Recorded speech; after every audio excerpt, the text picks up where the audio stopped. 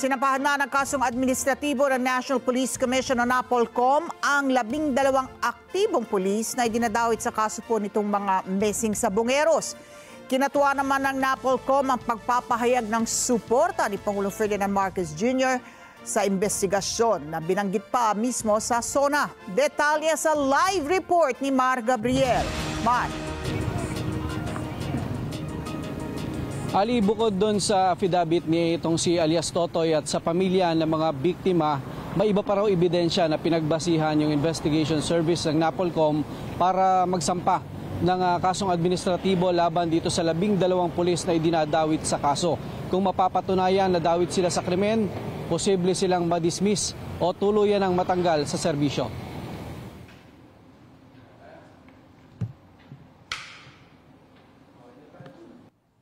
Sinampahan na ng kasong administratibo ng Inspection, Monitoring and Investigation Service ng NAPOLCOM ang 12 aktibong pulis na idinadawit sa kaso ng mga nawawalang sabongero. Ayon kay Director Edman Pares, nakitaan nila ng probable cause ang reklamong inihain ng whistleblower na si Julie Patidongan alias Totoy at pamilya ng 18 biktima. Generally po, nag-base lang kami based sa evidence na binigay sa amin. Yung pinaka-primary evidence po ay yung affidavit po ni alias Totoy, including po yung mga attachments doon na nakasabay. Meron din po kaming mga videos siguro din na ibigay sa amin, so na pwede magsuporta po doon sa mga allegations na binigay sa affidavit na binigay mismo ni Totoy. Kasama sa kinasuhan si Police Colonel Jacinto Malinaw Jr. na naharap sa grave misconduct, neglect of duty, at conduct unbecoming of a police officer.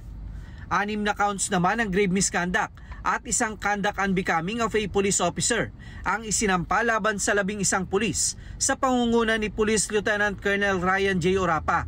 Under po sa aming rules, ang maximum penalty po pwede maibigay ng NAPOLCOM and bank po. Sila po kasi yung magde-decide talaga nito is separation po from service, dismissal from police service. Kahapon, kasama sa laman ng SONA ni Pangulong Ferdinand Marcos Jr. ang pagtiyak niya na pananagutin sa batas ang lahat ng sangkot sa karumal-dumal na krimen. Hahabulin at pananagutin natin ang mga utak at mga sangkot, civilian man. Kahit malakas, mabigat o mayaman, hindi sila mangingibabaw sa batas. Higit sa lahat, ipararamdam natin sa mga salarin ang bigat ng parusa sa karumal-dumal na krimen ng mga ito. Dahil dito, muling tiniyak ni NAPOLCOM Vice Chairman and Executive Officer, Attorney Rafael Vicente Calinisan, na wala silang sisinuhin sa kanilang investigasyon. Pipilitin daw nilang maresolba ang kasong administratibo sa loob ng target nila na 60 araw mula noong inihain ang reklamo noong July 14. Sobrang masaya ako. Tumatulo ng puso ko kasi pakitang-pakita yung all-out support ng ating presidente para lumabas ang hustisya dito sa 4 na taon na kaso na ito. Wala tayong dapat katakot. Sila nga ang dapat matakot sa atin.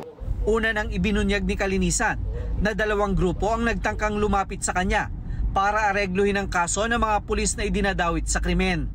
May nagtangka rin daw na ilihis ang investigasyon at sinubukan siyang suhulan. Tama ng isa at matuto ka na. Kasi pag umulit pa kayo, kakasuhan ko kayo. Ali, handa raw ang NAPOLCOM na ibahagi rin sa Department of Justice yung resulta nitong kanilang ginagawang investigasyon sa administrative case ng mga pulis para makatulong naman doon sa ginagawang investigasyon para naman sa kasong kasong kriminal nitong iba pang mga isinasangkot dito sa kaso ng pagkawala ng mga sabongero. Bukas din daw ang NAPOLCOM sa iba pang posibleng witness na magbibigay ng kanilang affidavit para makatulong dito sa kanilang investigasyon. Ali. Para ano ang status nitong 12 to? Ngayon na nasampahan na sila ng mga administrative cases.